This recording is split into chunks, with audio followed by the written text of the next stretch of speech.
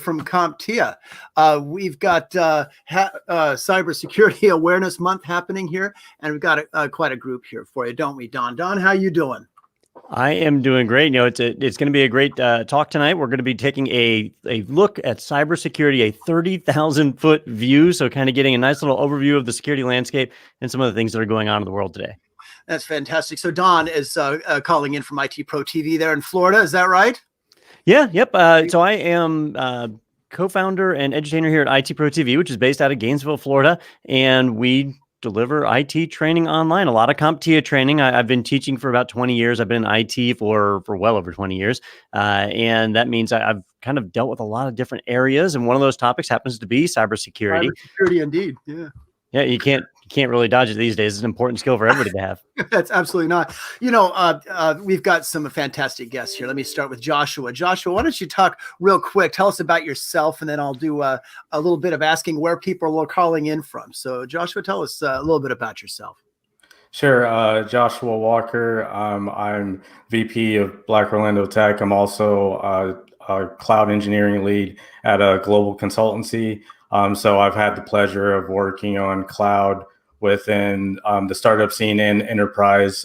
So I have a very wide view of cloud adoption. And of course, with me working in like healthcare and life sciences, security is a must and not really a nice to have. So I'm happy to share, my perspective based on keeping your, protected data safe as far as like PHI and PII data. So happy to be here. Thanks for having me. No, it's great having you here, and you're going to take us to the dark side, right? I mean, I've got a black shirt on, but I love that thing. I've got to get some personality going rather than the standard stuff here. It's very hip, man. And you're calling in from Orlando, is that right? Yeah, Orlando, Florida. Yeah, Orlando, Florida. Okay, so Olympia, Washington here, folks. Tell us, let us know via the comments where you're calling in from. We see LA.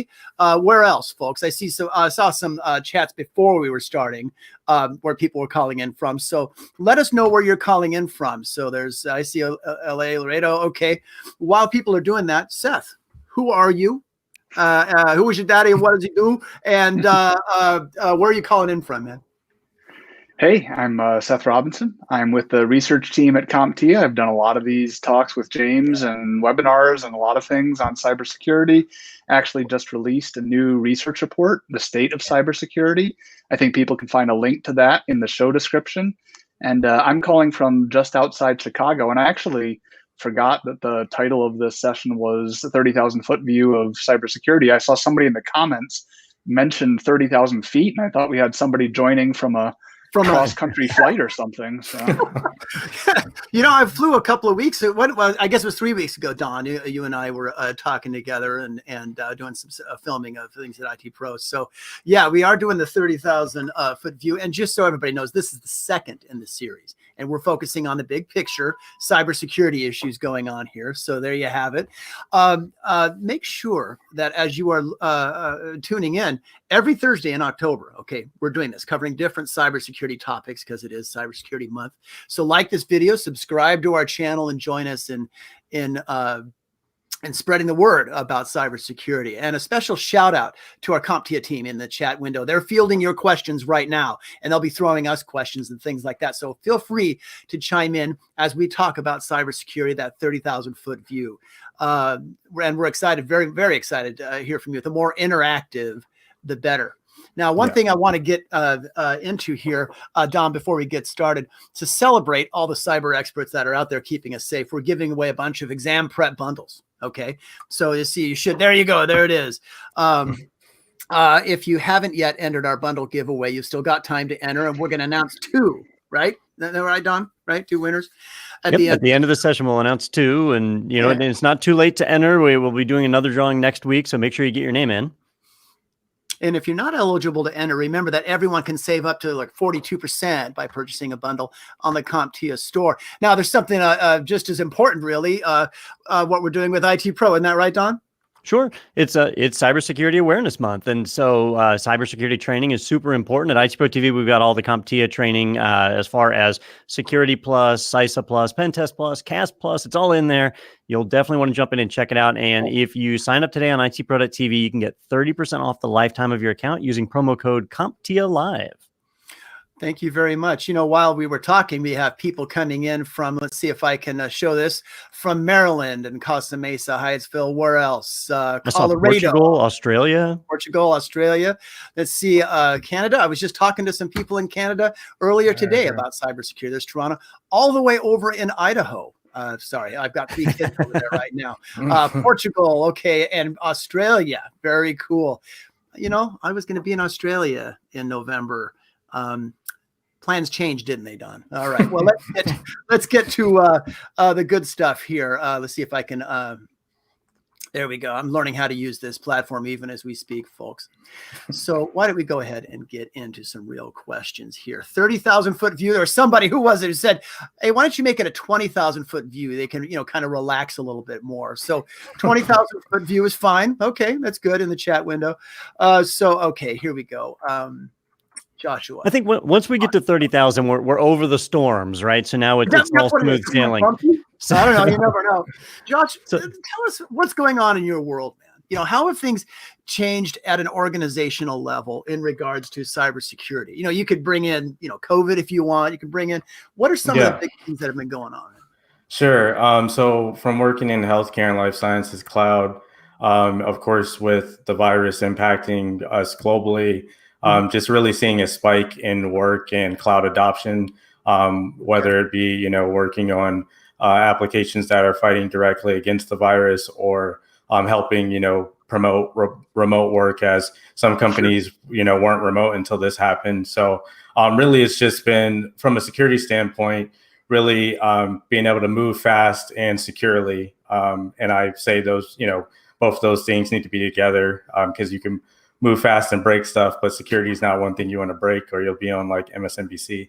So, yeah, it's just been, some people, have been, or organizations have been kind of, in some ways forced into cloud faster than they thought they would need to be. But it's been kind of a great thing to kind of take them from zero to full cloud adoption, and explaining how, we should re-architect for, the best usage and all of that, instead of the lift and shift that, we've all talked about before. So. Well, let's explain a couple of things here. Don, feel free to join in this. Let's talk about this idea of, as people move to the cloud originally, and we've been talking about the cloud for 15 years, but at least in my perspective, we've only been really using it as an industry for the last 3 to 5 years. Is that fair enough? What do you mean by lift and shift, guys, versus what's happening now? Because that's, to me, an important distinction. Yeah. So with lift and shift is when someone just takes exactly what they were doing, what we call on-prem or on-premise, where they were in like their own co-located data center. And it was like, you can see a server next to a desk somewhere, and they're taking that same exact stack, and they're not making any changes, or they're not doing any real adoption of the cloud. It's really just moving it from point A to point B. I'm not sure if Don, if you want to answer more on that, but have some opinions on it for sure. Yeah. One of the things about lift and shift is it is an easy way to get your stuff up into the cloud, because it's pretty much the same configuration, but you're totally missing out on all the benefits of the cloud, all the great technologies, like serverless computing and all of those things that we read about and we hear, like, this is why you want to be in the cloud. You miss that with lift and shift. And so there are companies scrambling right now due to the pandemic and due to cybersecurity being the way that it is, that are trying to get their technologies up into the cloud. But if they're not kind of reconfiguring and actually taking advantage of things, they're kind of wasting their time in a way, and actually making things a little more difficult. If you think about your traditional data center, people have an idea of how to protect that and how, what they need to secure it. CIOs are trained, they know on-prem. But when you get into cloud and you start talking about web application firewalls and virtual firewalls, load balancers, these things that don't necessarily match up with their old physical counterparts, it's a whole new way of thinking. And that's a big challenge. And the other piece that I would chime in on that is, usually when we're talking about lift and shift, we're talking about a single application. That's what people are experimenting with. That's the first thing that they might migrate. They do one application, they see how it works. Maybe it brings them cost benefits and they think, yay, we did something, and maybe it doesn't. And they begin to question it. But I think we've seen a lot of companies go through that kind of one application at a time, moving it over, finding, the one application that works for them in the cloud. And on the CompTIA research team, we've defined 4 stages of cloud adoption. And that basically gets people through the first two. To get to that third one, and I think what we've really seen people begun to embrace this year is moving your entire architecture into the cloud, multiple applications, and maybe that's not 100% of your applications. Maybe you still have a few that for whatever reason you want to keep on-prem or with a co-located facility. But the majority of your architecture is up there. And at that point, now everything's working together and you're getting some of those things that Don talked about. So I think we've seen a lot of companies that have gone through those first two stages, kind of stalled out, and now this year is pushing them to get over the hump into that third and fourth stage where you're really architecting workflow and transforming the company. COVID was a part of that, right? I mean, I've talked to a lot of organizations, some very large, some real small, who had 10-month plans, kind of to your point about, they kind of stalled at some point, or year-long plans or longer, and then they did it in the month of April. Right. There's all of that. There's so many comments and the really good ones here. There's a question here that kind of speaks a bit to you, what you've done in your research, Seth, about how the 2020 report shows how specialization has become a big deal, right?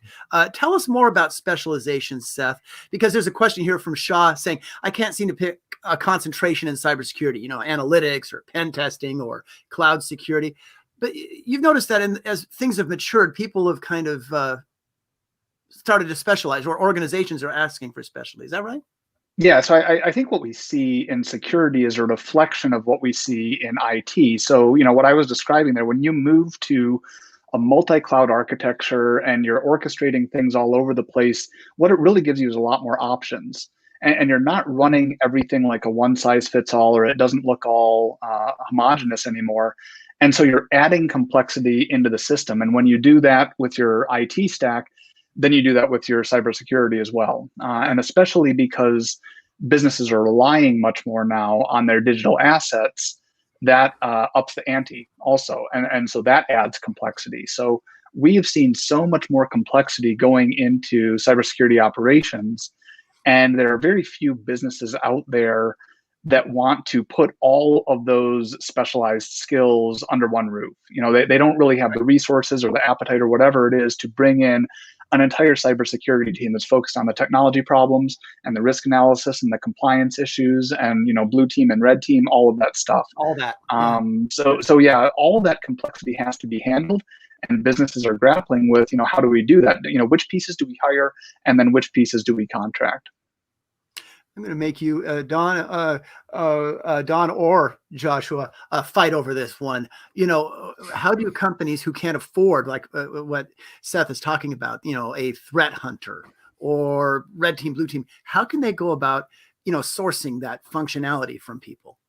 So I'll let you guys fight. Yeah, so I've seen a little bit of both. Of course, at enterprise level, you can usually outsource, but from working with startups, the easiest way for folks to be able to still hit those same benchmarks is by, if you're a startup, you're usually a smaller team. So really just kind of dividing the pie on who's going to be covering what. Sure. I think from seeing a lot of startups, you'll still have a security kind of like expert or lead, or at least the generalist, but making it everybody's problem, even at an enterprise level, is probably the easiest way to kind of cover all of your bases. So there's a generalist job role out there then. I mean, if it's like, it sounds a little silly to say, well, be a generalist as your concentration shop, but I think that's what actually there's a real need for that person who can wear lots of different hats. Let's talk about what some of those hats look like. Don, in terms of job roles and things that are out there, and Seth, feel free to chime in. Let's talk about some of these job roles, because there are quite a few questions talking about, any advice on choosing a field. There are quite a few comments. Sure.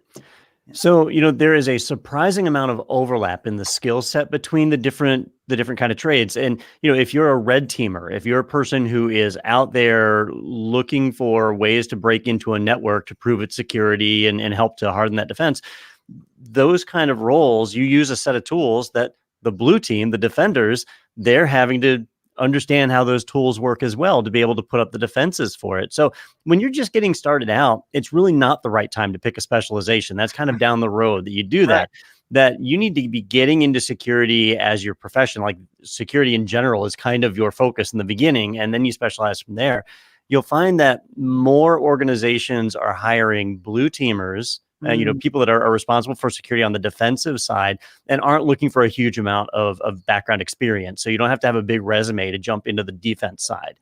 But on the offense side, if you want to be a pen tester, they expect you to have experience. They expect you to have gotten out there and proved your mettle in the actual battlefield.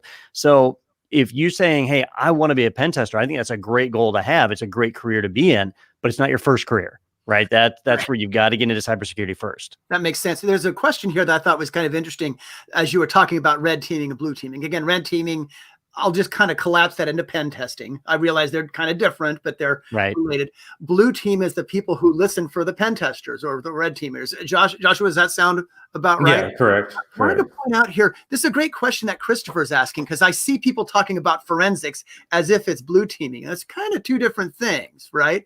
So, but let's talk about, Christopher. I didn't mean to pick on you, Christopher, but what kinds of growing job roles are out there? So there's the generalist job role that's growing out there. Don, you seem to think, that the not forensics, but the blue teaming kind of thing, threat hunting. Sure. Yeah, and I would. Oh, sorry, Seth, and then Josh. See, we're starting the fight already. So go ahead, Seth. Yeah, I was going to jump in and just say, like, one thing that we've seen happen a lot, and I think we're beginning to circle around it here, is there's a difference between job titles and job roles. You can go out there and there's an infinite number of job titles that you can see, and it can seem very confusing. But I think when you look at those skills, like Don was saying, they begin to collapse into roles. And we just put out a white paper at the beginning of the year that walked through the roles that we see in the IT world. And in cybersecurity, I think it starts with that cybersecurity engineer, generalist. And again, this is kind of the path that we take people on with our certifications, right? You start with Security Plus, and you know the basics of a lot of pieces of security. And then it branches into what we called pen testing, James, just like you did, and then cybersecurity analytics, getting a little bit deeper on the defensive side. And then at the top, there's like a cybersecurity architect. So within those four roles, you can see an infinite number of titles, like I said. But I think when you're beginning to think about specialization, you start at the generalist, and then you kind of pick one side or another, and that's the path you go down. And then you can follow that path as deep down the rabbit hole as you want to go. Great points. And Seth, if you could send me, you could send it via Slack or whatever, a link to that paper. I could put it up on the chat. We'll do that. See, we could do that. A similar sort of question, not talk about job roles now, but about skills. Are companies expecting? So I'm going to throw this over here to Joshua. Joshua, from your experience, let's say you're a hiring manager, or what you've seen out there, because we see a lot of people beginning in cybersecurity, et cetera. What kind of skills are we looking at? So I think having a general foundation for security helps so that you can convey yourself during the interview. But to be honest, every security team is different because you're going to be securing different things. Like if you're working in my realm of like bioinformatics or banking or any of those sensitive data, like the way that you govern your security is going to be way different if you're like a social media platform. So I would say so I agree with, we're starting wide and then we're getting smaller. And then maybe as an architect, you go wide again because you have those specialists under you. But I would say for the person starting out that don't let the imposter syndrome get you. I would say just have a solid generalist foundation and be able to convey yourself. And then you'll be able to find that niche once you're kind of hired, in my opinion, because different tools and stuff. I love that imposter syndrome, because that's really an important thing. Don, what kind of thoughts do you have about that as people get started? So I think IT is changing so fast that it's easy for everybody to have imposter syndrome, that you never feel like you know everything because it's literally impossible to know everything. So you think, man, am I really qualified to do the job I'm in? There's all these things that I don't know. Well, that's just the reality of IT, and that's how it goes. And it's almost a little bit worse once you get into management. I guess we've kind of left that job role out, that, if you're a CISO, Chief Information Security Officer, or just a CIO, any of the various management roles, you might not know half the things that your pen testers are doing or that your cyber defenders are doing. And so now you're managing this team, but you don't know how to do what they do. but that's all right because you're supposed to be managing the team. Every pen testing company has project managers that are making sure that, hey, the pen test is a project. It's got to have a start and a finish, has resources, all that has to be tracked. You don't necessarily have to be the super duper hacker to be able to operate in that space and perform that job role. So I think imposter syndrome, very real. When I first started out as a pen tester, I got hired by a Bay Area company, and I didn't know a whole lot about much. I knew how to write a bit because I got a PhD in unemployment in English, right? And they needed somebody to finish the project, right? They needed somebody to write the stupid stuff up. They're like, James, you get the hacker stuff, and don't worry, you'll be breaking into banks shortly, but we need you to write stuff up first. So that was kind of cool. There's all that. When people are first starting out, we'll get to because I have a question about governance that I want to ask you, Joshua, because you've done a lot of work there. And I want to ask you a question about how, as you talk to a company, how you find out what their security stance is and things like that. But there was a question here that I was asking about, what would you recommend for an entry-level role to get experience in the first place? Now, I've got opinions. Seth, we all got opinions and everything, but Josh, are there some entry-level roles, not necessarily in security, that can get people a start on things? You got any pointers on that? Yeah, and I'm biased because I'm in cloud, but I think cloud is one in serious demand, but also everyone knows based on what their web shop is or what application they're supporting that basically they need those fresh faces and that fresh blood. So I would say, being a junior cloud engineer would make it so that if you're interested in cyber, there's a ton of teams, and that's a specialty that's kind of really hard to find, to be honest. I think if you have, I think really for most cyber roles, it's having a broad acumen of whatever that specific industry is, plus the cyber know-how. So like if you're a Python developer, there's still like people that are experts on Python security and things of that nature. So I feel like we should take, for the entry-level person, cloud is a good, place to start in some ways. So. Yeah. And I think also, like, we've been talking a lot about technical roles here. Mm-hmm. And I think, Josh, like you were saying, the technical role, the entry-level role in security typically came up through like the infrastructure role. You kind of had to know the things that you were securing. Yeah. So you would come up through help desk or network admin or cloud or whatever it is. Yeah. And I think that's still kind of the case. I think that you can maybe get in, entry-level security engineer, but another place where I think more and more companies are starting to look for what they would call an entry-level security person is in some of the other non-technical pieces of security, like governance, James, like you were talking about, or compliance, risk management, project management, Don, like you were kind of saying. I think that some of those areas, not only do they offer, entry-level positions a little bit more than the technical side, but they also touch on different skill sets.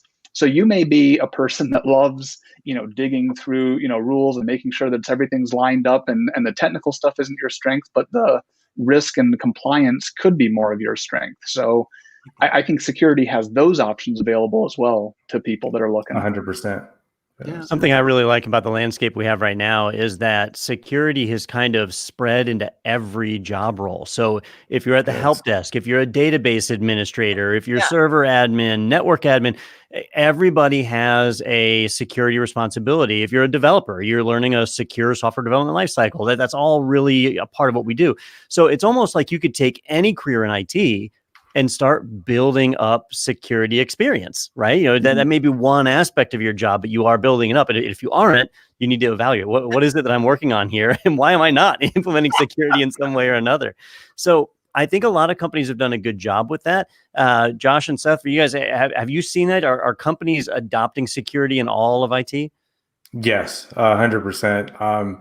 I mean, one of the biggest pillars for cloud is just least access privilege, and like really working on granular IAM roles and making sure people only have enough permissions to do their job role. So interrupt you, Joshua. That's an important principle, right? I mean, that's a fundamental cloud principle. I put up G in here, saying, cloud scares me. So I just wanted to point out that what Joshua was talking about are essential things that won't scare you anymore if you understand them. Sorry, Joshua, keep going, man. No, yeah, and it shouldn't scare you, to be honest. I have a shirt that says cloud is just someone else's computer, and that's really true. We're just renting infrastructure back from these great people that have built tools that they're lending back to us at cost.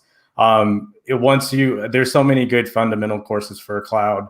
And I think it's in a lot of ways the new IT. So I would say as advice too, for folks that are career IT people that are getting in the cloud, you shouldn't feel intimidated either. I think one of the things that a lot of I call the OGs have over me is that if you've touched physical hardware, I've only touched the digital hardware, so you can make those connections I can't. So just wanted to kind of encourage everyone that cloud's not that scary. It just it's No, I like what you're saying though about what you bring to IT. I think that's one thing that I think is cool about you could say younger generation folks or whatever who can come with a certain confidence as digital natives or whatever to say, well, here's the life experience that I have. And I thought I'd switch over, and forgive me guys, I'm just going with these questions because I think they're really good questions that people are asking. This is a great group here. Let's talk about experience. Let's talk a bit about the whole education side of things. Adam here is saying he'd like to go blue team. Pretty cool. Management wants a degree. Let's talk about the 4-year degree syndrome, or do you need a degree? Do you eventually need one? Because as a myth, I'll just put this out there. I'm not sure 4-year degrees are all that necessarily. All right. I'll just agree. put that out there. So Joshua, you feel that way? Yeah. I feel strongly because I'm all self-taught. So my degrees are in recording engineering and entertainment business. So nothing could be farther away from technology. So for cloud specifically, the great thing is one, we have really good certifications now. So I feel like once I did a few AWS certs, I was able to get a job shortly after that. And I felt like I actually wasn't just putting in the bubbles and, gaming the test. It was scenario based, and I had a comprehensive knowledge on cloud. So for university, I think, and I don't want to encourage anyone to drop out of school, but 4 years is a long time in tech. It might as well be 10 years, So if you do stay in university, I say make sure you're getting your hands dirty the whole time. Don't wait until the end to. How did you guys get your hands dirty in technology? Donnie, you can certainly feel free to answer that, or Seth. This is not a cloud example. I remember the first time I got a Linux system up and running, and I immediately became the root user, who can do anything, and I deleted the entire, partition. That was my. I learned the hard. I think everybody's got a story like that though, and you need to do that so that you learn from it, right? And that you become comfortable and not scared. And I think it was one of my early computers where I had deleted the config.sys file and didn't realize how important that was to DOS. And now we don't care about it at all, but back then it was important. And you learn those lessons. And when you're in school, when you're messing around in your own systems, that's something that is okay. When you get out in the enterprise and you do that and you break something, it could be a what do they call it, an RGE, a resume generating event. Yeah. But I'm still Josh was talking about the cloud, and AWS. I'm a big AWS guy. They have that free usage tier where you can sign up for free, and you can spin up load balancers and experiment with AMIs and learn all about it, and it doesn't cost you a dime. That it's a great way to just get in there and try it out. You can set up segmentation, and you can talk about root keys, authentication and 2FA. All of that won't generate a bill, right? At least it hasn't for me yet. Correct. Yeah. So sorry. Go ahead, Joshua, and then I was just going to answer how I got into cloud.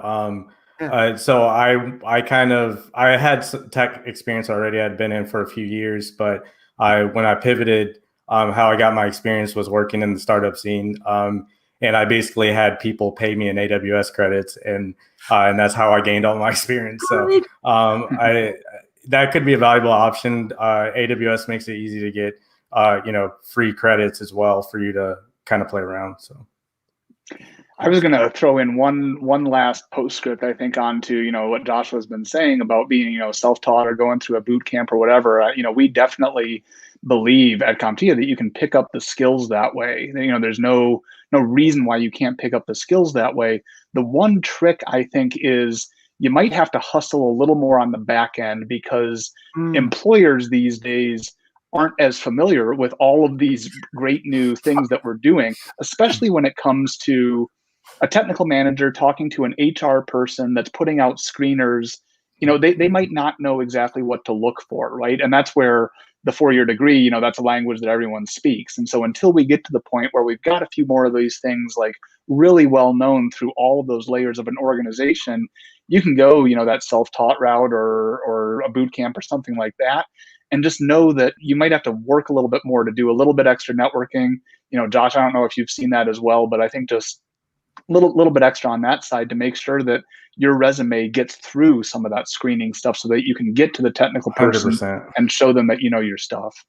I'm a product of just networking, to be honest. Like I like the role I have now, I got just from doing like a data science talk and someone saying like, hey, I will refer you to where I'm at. So I think really where our best asset is technical people is, you'll probably know someone on LinkedIn that works there. And if you don't, you could, most of us are easily approachable where you can say, hey, I'm interested in blah, blah, blah. Would you, I've seen so many things happen just from asking. So. And you bring up a good point that there's a lot of other skills that go alongside IT skills that make you successful. They're the soft skills, Yes. simple things like team building. You mentioned networking. Not everybody's comfortable with networking, getting out there and socializing. Many people in IT are, not social butterflies, but if you can kind of overcome that, get out of your shell a little bit when you start to meet and communicate with people, that helps a lot. And it's a very valuable skill, especially now with work from home, right? Yes. Where a lot of your coworkers are not even in the same state as you. You've got to have some good, easy way to have communication and dialogue. And that's been a challenge, not just for IT workers, but also leadership. If you're an executive or in any kind of management position, now you're having to remote manage a team. And that's a skill you might not have needed 2 years ago. And now you absolutely have to, because your team is remote. Have you guys seen companies adapt to that well? Is there any like special thing you've seen come out of the work from home effort? Well, Go ahead. Joshua, Seth, and then Joshua, go ahead. Okay, yeah, I was going to say, I think that the other thing that makes the communication skills and the teamwork skills and the business side skills so important is you're not just sitting at your desk doing the security job anymore. You have to convince other parts of the business why they should be doing, what you need them to do, or why they should be investing. It's not just isolated anymore. And I think the remote part of that, Don, has probably accelerated this, that as we've all gone remote, the business side might say, okay, let's get everyone laptops, or let's, get everyone some way to connect. Yeah. And then you have to come as a security person and say, that's great, but if we want this to happen securely, here's what we need to do. And here are the reasons that it's really important that it happens securely, not just because, I want it to, but this is why it's important to the business. So, I think that businesses are receptive to that, but that type of discussion is one that hasn't really happened in IT traditionally. Agreed.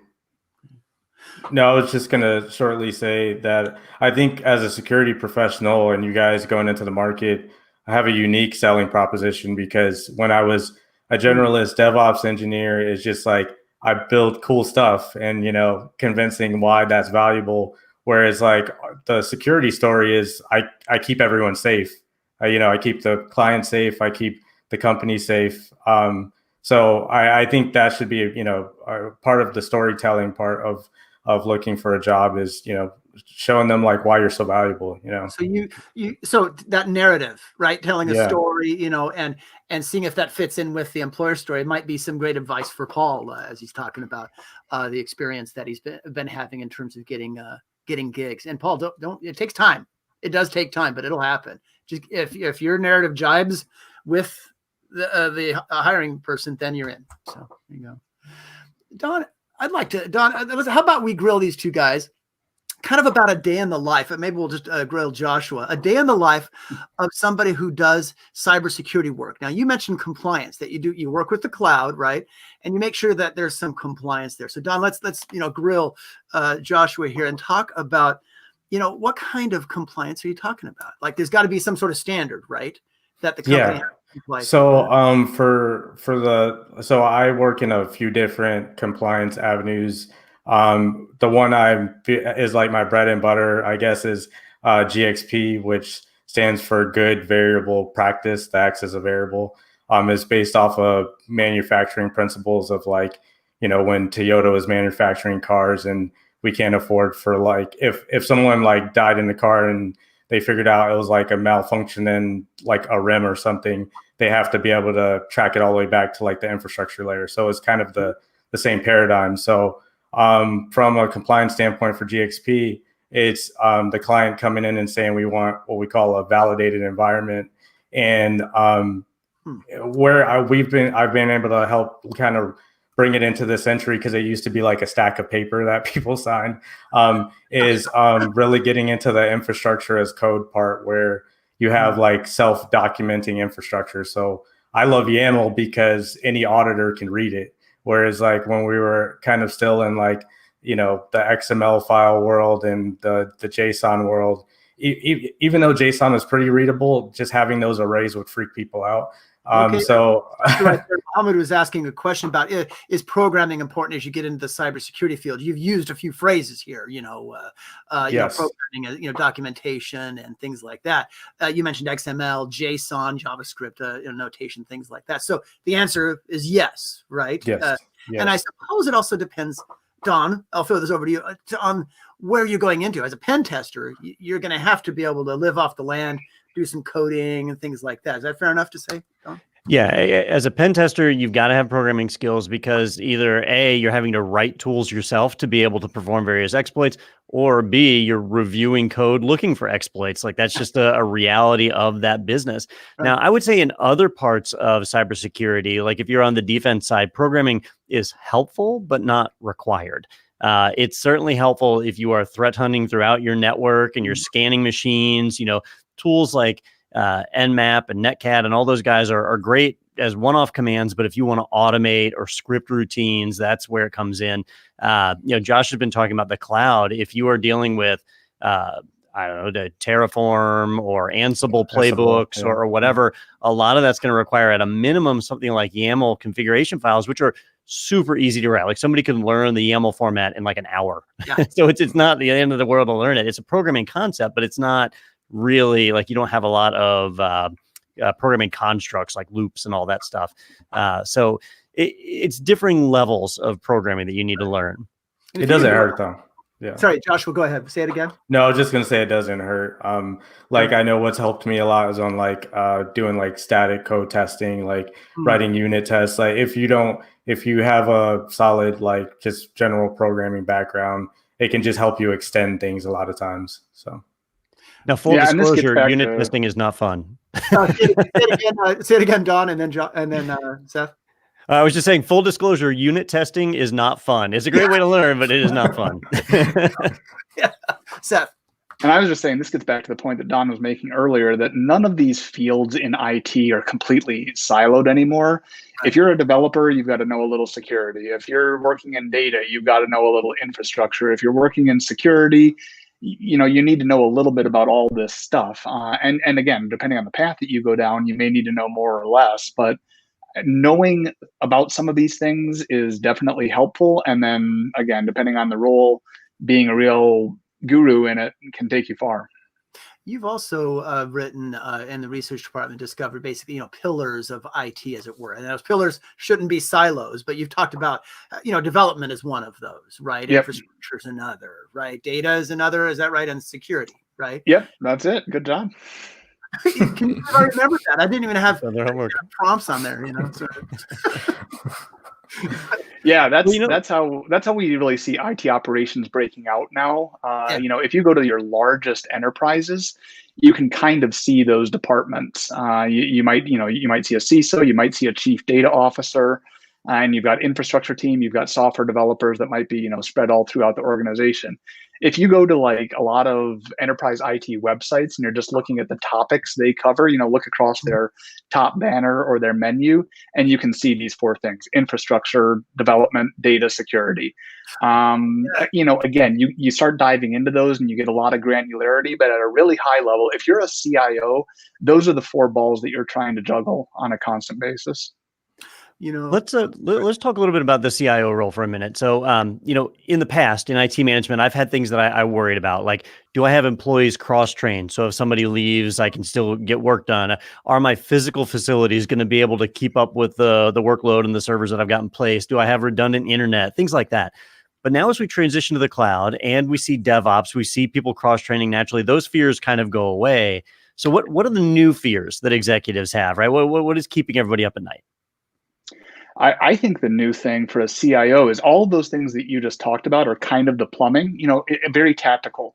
And that's how IT was viewed for a long time. That's how CIOs thought for a long time. The new thing that they're being asked to do is drive the company forward, not just support, here's a thing that we want to do. Please stand up a system that will enable us to do it. They're going to the CIO and they're saying, what technology is going to drive growth for us? What technology is going to help us enter a new market? So there has to be much more awareness of any emerging technology that's out there, and then the skills to be able to take those technologies and build them into a solution. Because a technology like artificial intelligence or IoT, it's different than like servers and racks and storage where you buy it and you stand it up. These things are parts of solutions, and so you're getting them, but you're piecing them together with a ton of other things that you're doing, and you're eventually building automation, or you're building remote workforce enablement, or you're building something like that. So I think that strategic part is the new challenge for CIOs. You often hear people talking about mapping. Joshua, tell me if I got this right. Mapping technology to the business use, and emerging technology is being seen as simply a way to, I'll use the word transform, but to push a company forward. So the CIO now is very much a business leader. She's going to be that person. Does that for sound sure? Specifically in my field, as far as like big data, really is the easiest way to what I work on the most is whoever uses the data the fastest is the winner. So when you're talking, it's true, and I feel like it's becoming that way even for stuff that's not life sciences or healthcare, where if someone can leverage the data to move their business faster, then they beat out their competitors. So the good thing is we have all of this data. The bad thing is that we have to make sure we secure it at the speed of innovation. So what are some of those skills, Don? Let's talk about some of those skills that help secure that data. We can talk about the CIA triad. We can talk about, encryption, authentication, but in the cloud, folks, what are some of those essential skills that folks listening in can, pick up on? Yeah. So one of the biggest things I work on all the time is automated compliance. So when we're talking about a GXP environment, the whole point of it is it's supposed to say validated. The only way you can do that is if you have proactive security and compliance. So really in the cloud, we have things like config, which is basically a timeline of all of the events that happen in your environment, and you can set compliance rules based on events. Then we have like Security Hub, where they give you out of the box frameworks for like CIS benchmarks, and even for their own well-architected framework from their security standpoint. Explain CIS. Say CIS, spell out CIS when you're talking about that benchmark. So for the CIS benchmark is just really how it's a list of controls on how we're securing. And CIS is very interesting because it can halt innovation sometimes. So you'll have the DevOps guys that want to go really fast, but then we have these CIS benchmark rules in place for a reason. This is a comprehensive benchmark because people put a lot of time into keeping things safe. So programmers are often folks when it comes to the traditional dynamic between security folks and programmers. It's the programmers, developers are like, well, I just want to, right? It's that just factor. Yeah, that often gets interesting. I think that's what keeps the CISO up at night is the Venn diagram between innovation and security. I want to move fast, but then I don't want to be on MSNBC. So yeah. There's two other things that I would throw in on top of what Joshua mentioned there. And I think these go along with the shift in mindset that's taken place. James, I know you were a guest on our Volley podcast a couple of weeks ago. We talked quite a bit about this shift in mindset from the secure perimeter into zero trust. And so you used to have a secure perimeter and you just said, throw everything in there and it'll all be okay. And now you've got zero trust where you say, I have to verify everything at every point. And I think that two of the biggest ways that that shakes out is in data protection. So tools like DLP, data loss prevention. So that's one, because you're now protecting every single data set instead of throwing all the data sets into one safe place. And then the other one is identity and access management, because now you're not just letting everyone in through the gate and then they've got access. You have to verify them at every point. So I think those two things are things that we've really seen pick up some steam over the past few years. If hackers are going after this, session key or session cookie or whatever like that, why not deny them entirely of that, like you said, and go with zero trust? That can help. There's also confidential computing if you really want to, get into what the future is going to look like. But Don, what kind of thoughts do you have about skills? Well, I know one challenge we have is that there's a lot of emerging technologies. There always are, but right now they're coming out a little faster than normal. And in the past, CIOs just had to worry about, hey, if I implement some brand new cutting edge technology, is it still going to be relevant 2 years from now? Or am I wasting my time? Am I dumping a bunch of effort into a product that's going to go away 2 years from now? Securing those products was a challenge before, but now things like zero trust actually make it a little bit easier. That if I'm deploying a database that's cutting edge, that hasn't been fully vetted out in the IT world, well, I know I'm taking a risk, but in Amazon, I can put that in a virtual private cloud, a VPC. I can wall it off from the world so only my systems can access it. And that helps to mitigate a lot of that risk. But I have to know that those tools are there. I have to know to leverage what the cloud makes possible, because you hear about people that have Mongo databases that are exposed to the internet with the default no password, or Amazon S3 buckets that are, storage buckets where you put data and they don't put any security on them. Yeah. So you've got to make sure that it's not even a cool tool or technology. It's read the documentation, right? You need to make sure you're following the vendor guidelines for deploying whatever technologies you're using. And get up there and don't feel shy about playing around, because those new features, they kind of show up. They don't necessarily tell you. You know what I mean? They do, but it's just always in the mix. There's been an interesting discussion about resumes. I want to bring this, back to how the audience has been. They've really been interested in this discussion. But one of the discussions is about resumes and things like that. And I'm sure the three of you have noticed this dynamic where they'll say, we're looking for whatever job it is in cybersecurity. And then the laundry list is like, somebody would need 50 years of experience in PCs, and PCs haven't been around really that long, right? How do you read a resume without going, I can't do that, when you really can?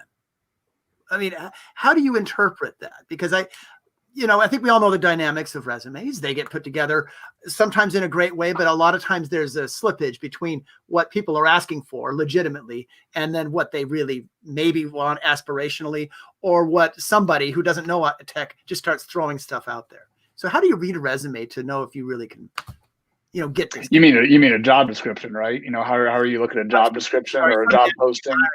Sorry, but yes. How do you read a job requisition? No, I think this gets back to what I was talking about with, all this stuff gets lost in translation between, the technical hiring manager knows what they need.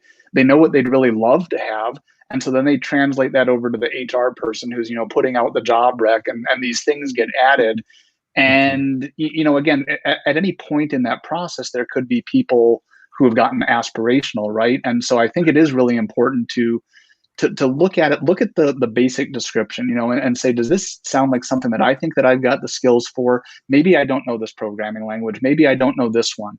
And then you get into it. I mean, the other thing that happens is, people post job descriptions and they cite one programming language, and then you get into it and they're asking you about another one, right? So it's kind of hard to know on this stuff, but I think just take it at a high level. I mean, that's what we've been talking about this whole time, right? Staying at 20,000 or 30,000 feet. So at a high level, if you feel like you've built the skills and that's a job that you want, throw in your resume, fight to get into the job interview. If it turns out that they are looking for some of these details that you don't have, what's really lost. But I don't think that you should read job descriptions as gospel. I wouldn't either. It's that experience, narrative, that sort of thing, I think would make a lot of sense.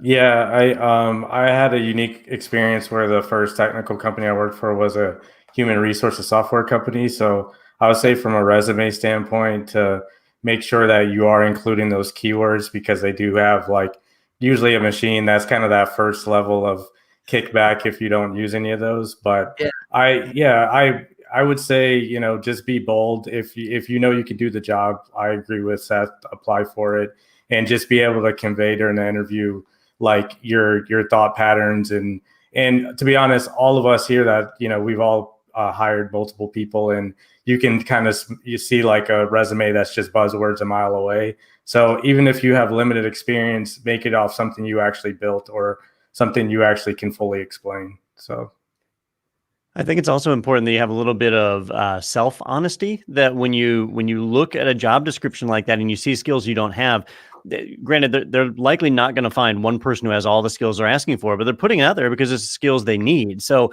anything on that list that you don't match up with, you have to ask yourself and say, is that something I'm willing to learn? And is that something I'd be excited to do?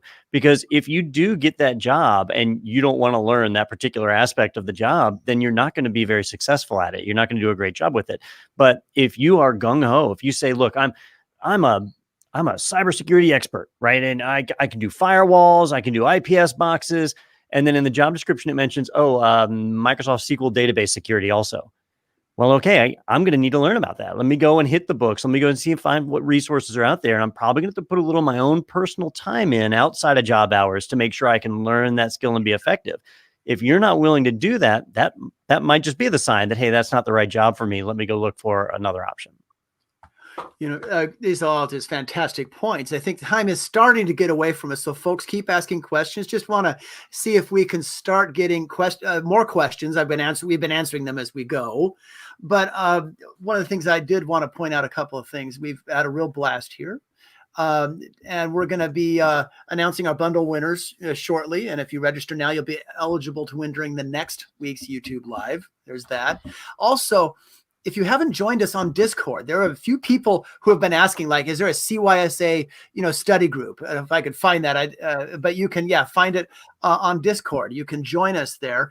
There's the URL. You can, copy and type in or grab it in the chat window, etc.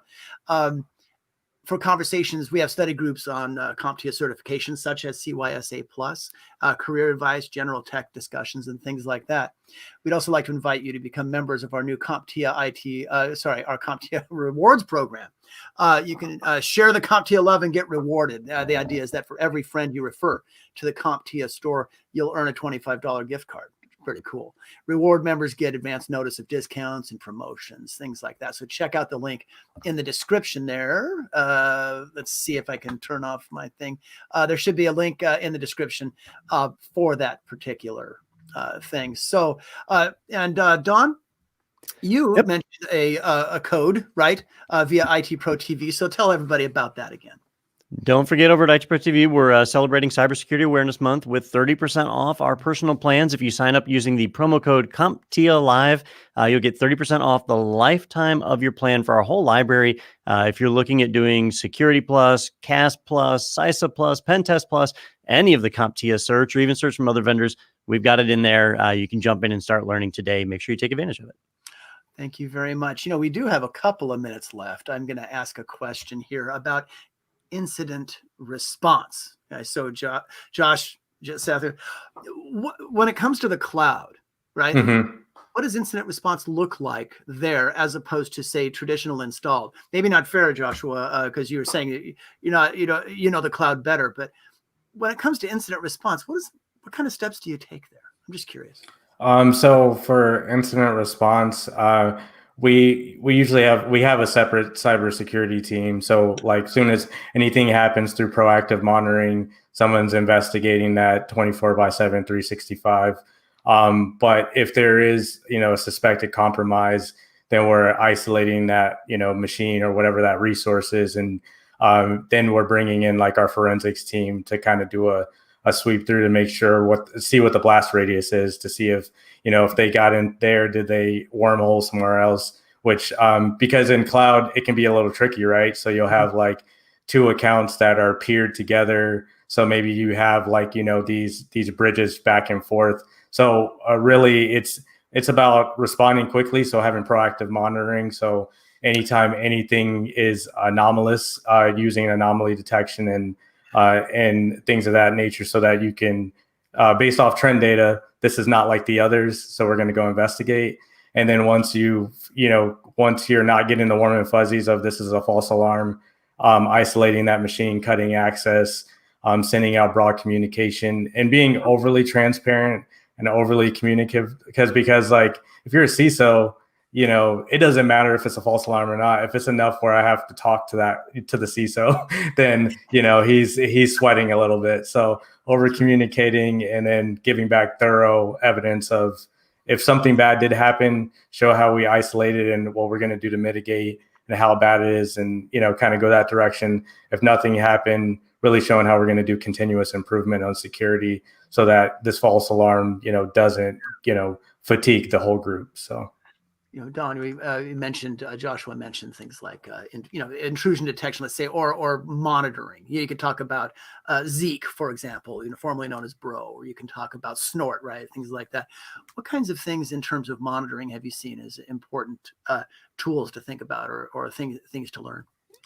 Some of the oldest tools are some of the best. And I'll go back to like syslog, centralized logging. Any kind of centralized logging is super important.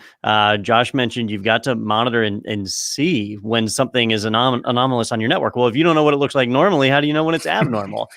When you go into the cloud, it's a whole new set of tools. We've been talking about AWS, so CloudTrail, right? Where you can monitor every single API call made against your entire account. You know exactly what's happened, when it happened, who did it. That is incredibly, incredibly valuable. So, sniffers, protocol analyzers, web application proxies, all those tools are great.